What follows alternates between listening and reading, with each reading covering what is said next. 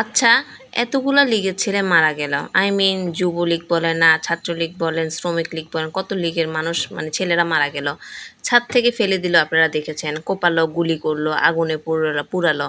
আর আপনারা আলহামদুলিল্লাহ বলে উল্লাস করলেন, প্রত্যেকটা পোস্টে আলহামদুলিল্লাহ, নয়তো চুপ থাকলেন। এরা কি কোনো মায়ের সন্তান না? এদের মায়ের বুক কি খালি হয় নাই? এদের বোনেরা কি কাঁদে না? ভাইরা কি কাঁদে না? এরা কি ছাত্র ছিল না? প্রশ্ন আমার, উত্তর দিবেন আপনারা। নাকি ছাত্রলীগ মরলে হালাল মারতে পারলে আপনাদের হালাল মানে আপনারা বেহেস্তে যাবেন, বা ওদের এখানে আলহামদুলিল্লাহ বললে আপনাদের অনেক সওয়াব হবে। আসলে মানবিকতার দোচনে, আপনাদের মানবিকতার দোচনে ফেসবুক আর টিকটক তো আপনারা ভাষায় ফেলতেছেন। মানবিকতার দোচনে ফেসবুক ভাষায় ফেলতেছেন এক একজন। দারুণ মুখোশ পইরা ঘুরেন দেখি আপনারা, আপনাদের মুখোশ দেখে আমি অবাক। শুনেন, কোনো মৃত্যুতেই সান্ত্বনা হয় না, বুঝছেন? এসব মৃত্যু কারো পাওনা ছিল না।